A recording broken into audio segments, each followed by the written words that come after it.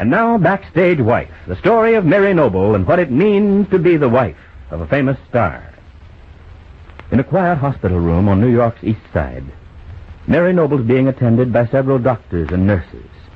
Her face and hands are completely bandaged, and so it's impossible to tell the extent of her injuries.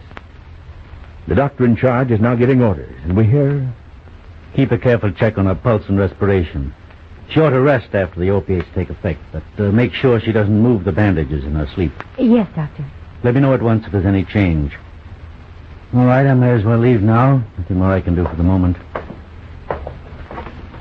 Doctor, if Mrs. Noble's husband should get here, shall I allow him in? If you make sure that he doesn't speak or disturb the patient in any way. All right, Doctor. Oh, Doctor, is she all right? I just got word and I rushed over as soon as the final curtain was over. Where is she, Doctor? Will you let me see her at once? Just a minute, if you please. Who is it you want to see? Why, Mrs. Noble. I'm a very close friend of hers. My name is Maud Marlowe. I'm on the stage. The Nobles are my very closest friends. I see. How did you hear about this accident? Well, they called me from police headquarters. I got word that Mary is seriously ill. I didn't wait for details, but hurried here.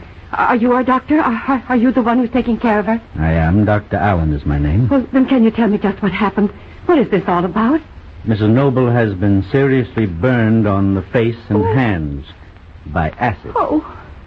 Well, how could that happen? How did she do it? She didn't do it, Miss Marlowe. It was thrown at her by another woman. A deliberate act of revenge. Who is the woman? How could anyone do such a horrible thing? Miss Vincent, I believe. Claudia Vincent? But why did she do it? What made her suddenly resort to such violence? Oh, it must mean that Mary discovered some evidence against her. I'm sure I don't know all the details. It's a police matter, Miss Marlowe. Mrs. Noble was brought here in a police ambulance, and we've been treating her burns. Well, tell me, how serious will the injuries be? It's too soon to tell, Miss Marlowe. She's suffering from shock at the present time, and we must keep her very still. Is it possible for me to see her? I don't advise it. Mrs. Noble is under sedatives at the present, and she wouldn't recognize But them. couldn't I go inside and wait until she wakes? Just so she could have someone with her when she regains consciousness? I wouldn't make a sound. You can trust me, Dr. Allen. Mary Noble is my dearest friend. Well, in that case, I see no harm in letting you inside. You may find the patient restless, and she's been suffering considerable pain. You don't think she may be scarred? You can surely avoid any permanent disfigurement, can't you? She's so lovely. So very beautiful. We'll do everything we can, but I can't make any promises until we see how she rallies after tonight. We've given her a blood transfusion to strengthen her, and now she's to have rest. I must caution you again to be very quiet if you go into her room. That is the only condition on which I can allow you inside. I promise, Dr. Allen, of course.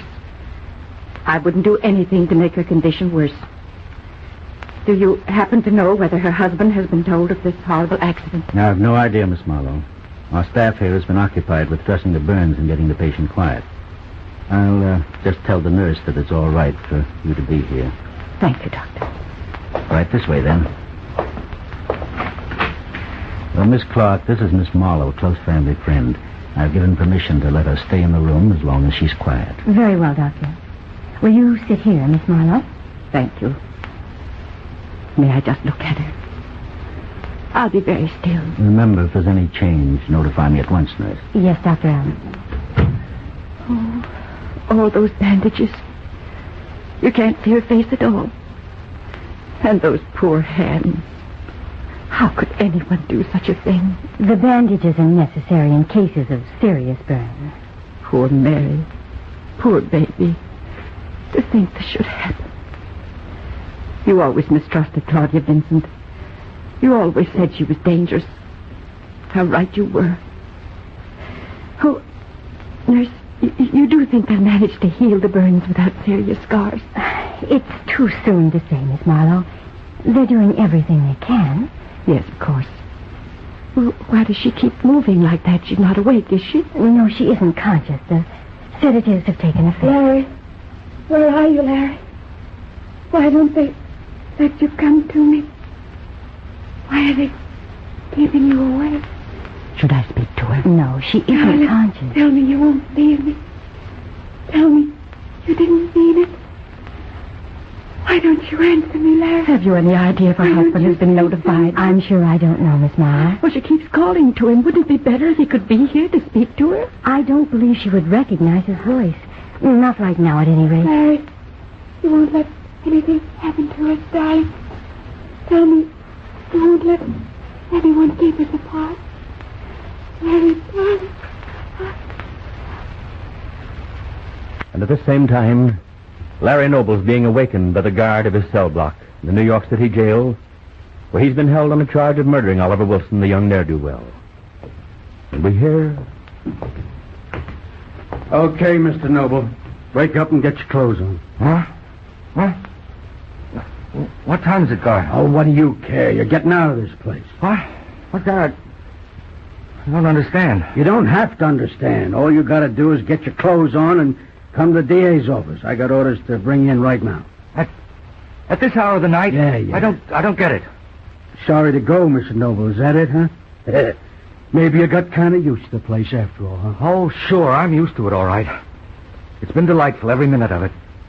But if they think they can get me out of bed and question me for hours just before my trial begins, they're in for a big surprise. All I know is what they told me. Orders from the DA's office to get you there on the double. What plans they got for your entertainment, they didn't tell me. It's like that most of the time. I guess they got no confidence in us guys. All right, unlock the door. I'm ready. You ready? Boy, that was some fast job at that. You can make tracks when you want to. I'll hand you that.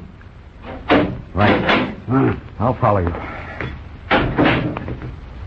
They sure got a lot of surprises in this joint, no fooling. Getting a guy out of his cell at this hour is something new. After he's been waiting around all this time. They probably think they can trip me up because I'm sleepy. Well, let them try. Okay, now, Mr. Noble, just leave me unlock this door. I'll turn you over to the other guys. And if I don't see you again, good luck. Thanks for the little joke. You'll be seeing me again, you know it. And several minutes later, Larry is ushered into the office of the district attorney, where he sees several officers standing at the entrance. And seated at the desk is Assistant District Attorney Patterson. Now, as Larry approaches, Patterson rises and speaks. I guess this order has come as a surprise to you, Mr. Noble. Nothing surprises me anymore. But it does seem a little rough to get a man up for questioning just a few short hours before he goes on trial for his life. That's not our purpose.